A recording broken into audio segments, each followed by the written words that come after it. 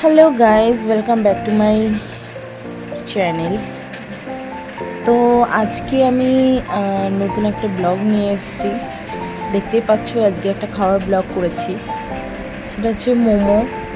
তো এই ব্লগটা আমার দুদিন আগের করা ছিল। দুদিন আগে বলতে শুক্রবার দিন আমি মায়ের বাড়িতে গেছিলাম, আর তখন আমার গায়ে খুব টেম্পারেচার ছিল। তো প্রায় 100 মতন টেম্পারেচার ছিল, আর মাথা তুলে বুঝতে পারছিলাম না, সারাদিনই শুয়েই কাটিয়েছি। তো দুপুরবেলা বাবাকে বললাম যে বাবা, আজকে তোমার এখানটায় মোমো যদি ভালো পাওয়া যায় আমাকে একটু মোমো খাওয়াবে। তো বাবা বিকেল হতে না হতেই 5:30টার মধ্যে বেরিয়ে গেছিলো আমার জন্য মোমো আনতে, আর আমার জন্য মোমো নিয়ে এসে শক্তির সঙ্গে ওখানে একটা দোকান থেকে মোমোটা এনেছে। সত্যি এত টেস্টি ছিল মোমোটা। আমি ঠিক জানি না অ্যাড্রেসটা কোথা থেকে নিয়ে এসে শক্তির সঙ্গে, দোকানের নামও জানি না, জানলে আমি সবাইকে শেয়ার করতাম নামটা।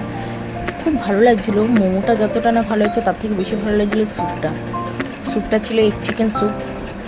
এত সুন্দর টেস্টি ছিল স্যুপটা, ভালো লাগছিলো। আর এটা খাওয়ার পরে আমার শরীরটা যেন গরম গরম স্যুপ আর মোমোটা খাওয়ার পরে ভেতর থেকে যেন জ্বরটা নামছিল, চোখ মুখ আমার একদম বসে গেছিলো, কী বিচ্ছিরি অবস্থা হয়ে গেছিলো জ্বরে।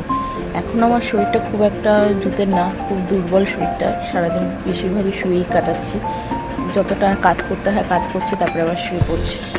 ভালো লাগে না, শরীরটা খুব দুর্বল লাগে, উইক লাগে।